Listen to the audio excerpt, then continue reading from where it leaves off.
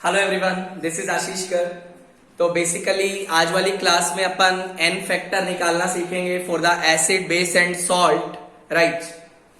और उसके बाद अपन एक कॉन्सेप्ट पढ़ेंगे, पहले ऑक्सीडेशन स्टेट का, देन ऑक्सीडेशन स्टेट पढ़ने के बाद अपन रेडॉक्स रिएक्शन का एन फैक्टर निकालना सीखेंगे, राइट। तो आज का लेक्चर काफी छोटा रहने वाला है। अपन बात कर रहे हैं N factor for the acid base and salt, इसकी अपन बात करते हैं। देखिएगा बच्चा, यदि मैं बात करूं एसिड्स की, एन फैक्टर फॉर एसिड्स का मैं बात कर रहा हूं, सुनिएगा इसको आप किस तरीका से डिफाइन करते हैं। That is it is defined as the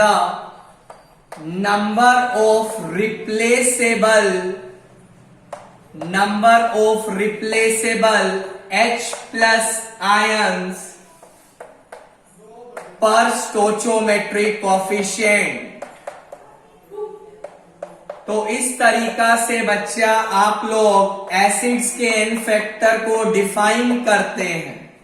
what is the meaning of this statement, ध्यान से सुनिएगा बच्चा। मान लीजिए आपको एक इक्वेशन दिया गया है, HCl ने रिएक्शन किया NaOH के साथ और रिएक्शन करने के बाद बनाया NaCl प्लस वाटर। काफी स्टैंडर्ड इक्वेशन है।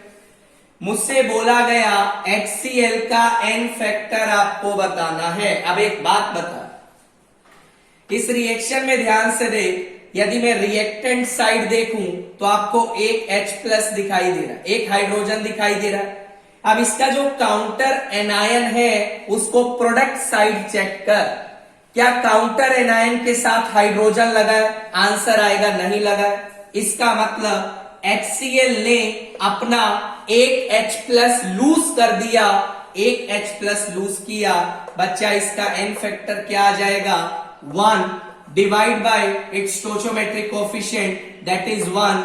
आंसर आ जाएगा 1। HCl का एन फैक्टर इस रिएक्शन में 1 है। बेसिकली एसिड में आप हाइड्रोजन देखिए और एसिड का जो एनायनिक पार्ट है उसको प्रोडक्ट में देखिए।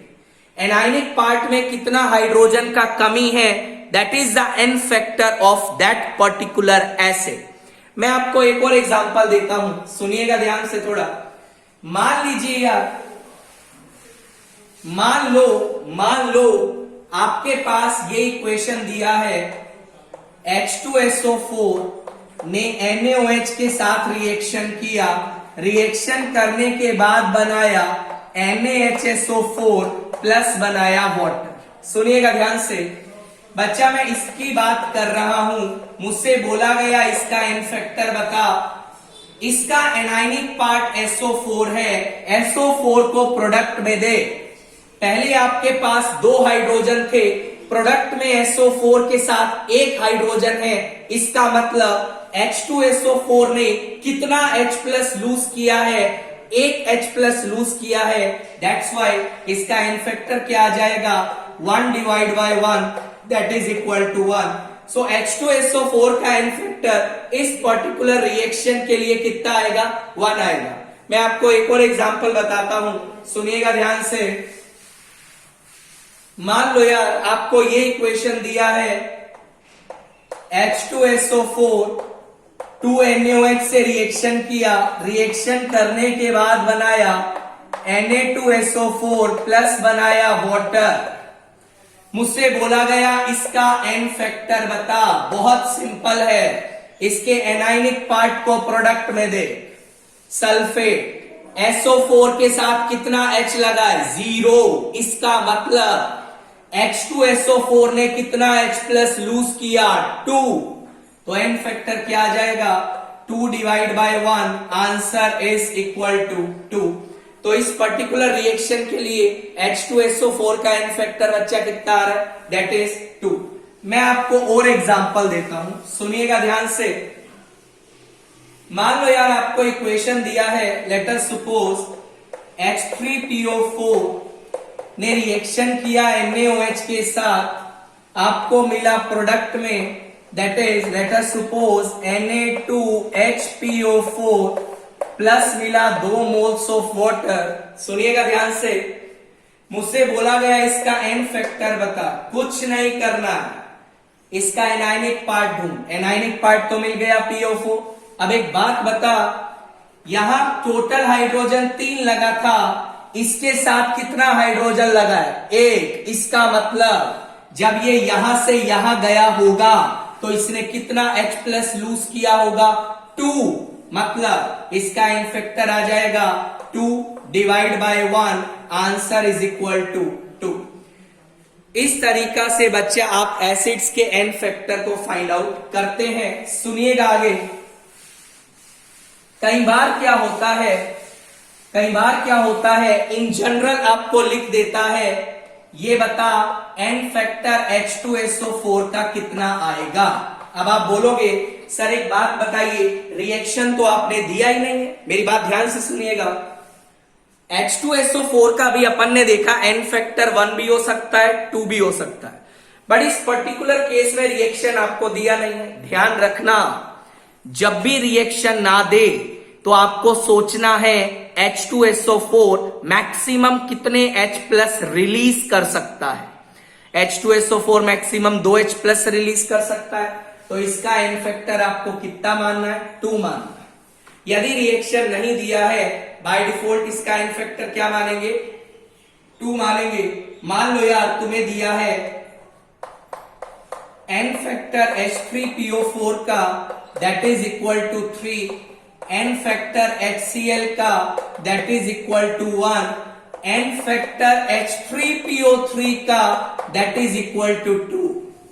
आधे बच्चों को डाउट आता है इसमें, अच्छा सर ये बता यहां पे तो 3 हाइड्रोजन लगा है। बच्चा हाइड्रोजन तो 3 लगा है, बट ये तीनों हाइड्रोजन लूज नहीं करता, ये सिर्फ 2 ही हाइड्रोजन लूज करता है। सर हमें कैसे पता चलेगा?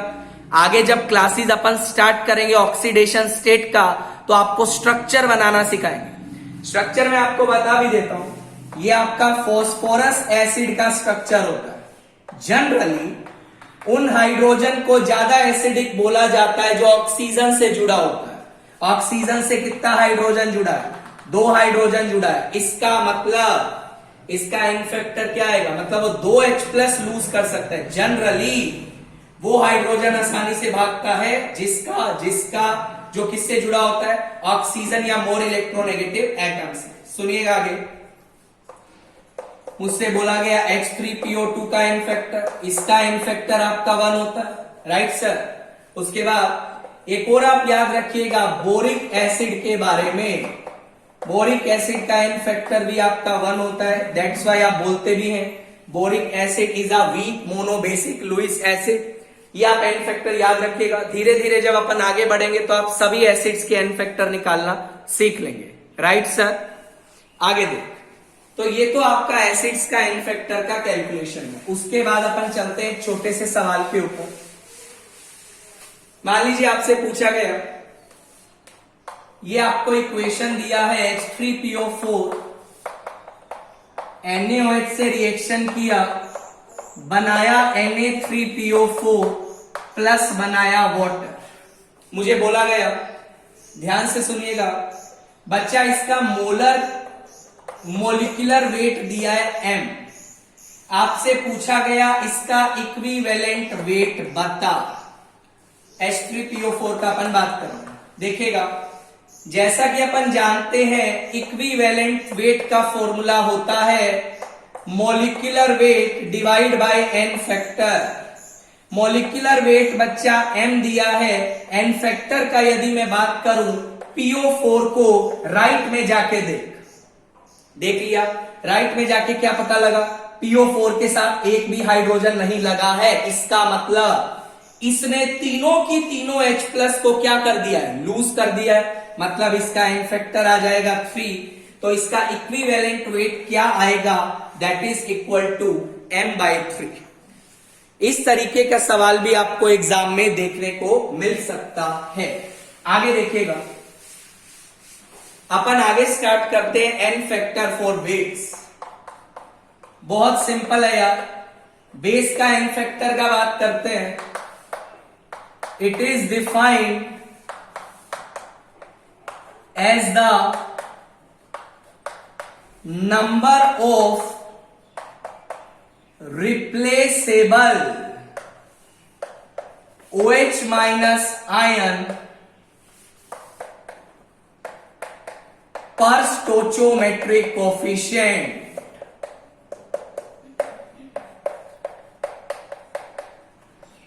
एसिड के लिए क्या डिफाइन किया था? Number of replaceable H plus ion. Base के लिए कैसे डिफाइन करते हैं? Number of replaceable OH minus ion. देखिए, मान ले रिएक्शन दिया है H2SO4 प्लस 2NaOH। ध्यान से सुनना, इससे आपको मिला Na2SO4 प्लस मिला वाटर। आपसे पूछा गया NaOH का एन फैक्टर बता। अब एक बात सुन, यहां पे आपने एनायन को देखा था, यहां पे आप किसको देखोगे? कैटायन को देखोगे। ध्यान से सुनना, इसका कैटायनिक पार्ट सोडियम इधर आ गया, राइट। सोडियम के साथ एक OH लगा था, क्या यहां पे तुम्हें OH दिखाई दिया? नहीं दिखाई दिया। इसका मतलब सोडियम हाइड्रोक्साइड ने अपना एक OH लूज कर दिया है। बच्चा, ये तो एक सोडियम हाइड्रोक्साइड ने किया ना। एक्चुअल में कितना सोडियम हाइड्रोक्साइड है? 2 है। तो 2 सोडियम हाइड्रोक्साइड कितना OH लूज करेगा? 2 OH लूज करेगा। डेफिनेशन दे, it is the number of replaceable OH minus ion that is 2 divide by its stoichiometric coefficient that is 2। Answer आ जाएगा 1। तो NaOH का एन फैक्टर इस पर्टिकुलर रिएक्शन में आपका कितना आएगा बच्चा? 1 आएगा। देखिएगा, मैं एक और एग्जांपल आपको बताता हूं, सुनिएगा, बहुत सिंपल है यार। रिएक्शन दिया, HCl का रिएक्शन कैल्शियम हाइड्रोक्साइड से करवाया।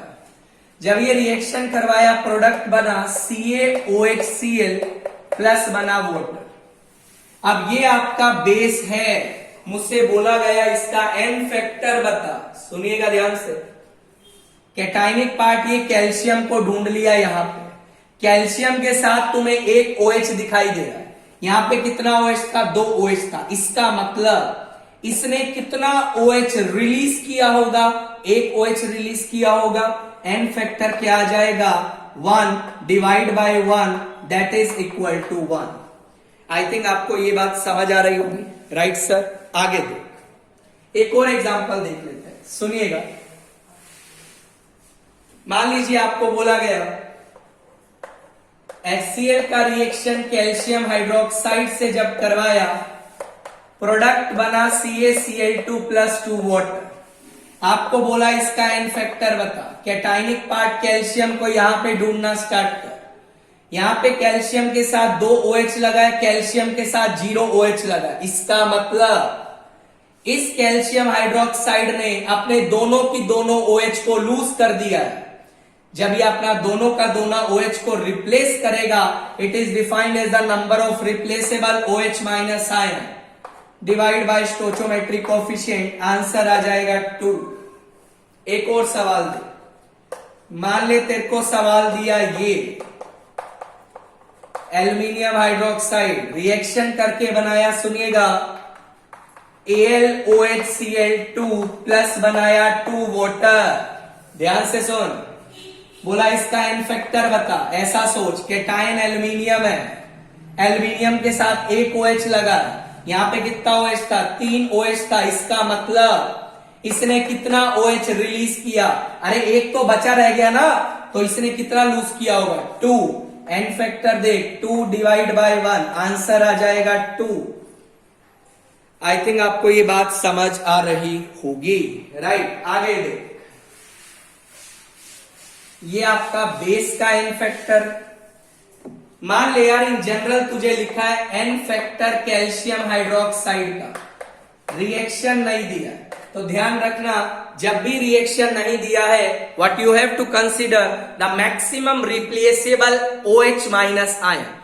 Calcium hydroxide maximum 2 OH replace कर सकता है, एन फैक्टर 2 आ जाएगा। बोला एन फैक्टर बता, AlOH होल थ्राइस का एन फैक्टर 3 आ जाएगा। बोला तुझे एन फैक्टर बता, दैट इज मैग्नीशियम हाइड्रोक्साइड का, तो इसका एन फैक्टर क्या आ जाएगा? 2 आ जाएगा। इस तरीका से आप लोग बेस का एन फैक्टर को कैलकुलेट कर सकते हैं।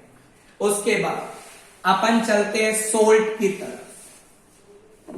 सोल्ट का बात करें, n फैक्टर फॉर सोल्ट, देखिएगा it is defined as the total positive or total negative charge displaced from any salt per stoichiometric coefficient। सुनिएगा ध्यान से बच्चा, बेसिकली किसी सोल्ट में कितना पॉजिटिव या नेगेटिव चार्ज डिस्प्लेस हुआ है उसी को उसका क्या बोला जाता है, क्या बोला जाता है, एन फैक्टर बोला जाता है। मैं बताता हूं, सुनिएगा। अपन एक एग्जांपल लेते हैं।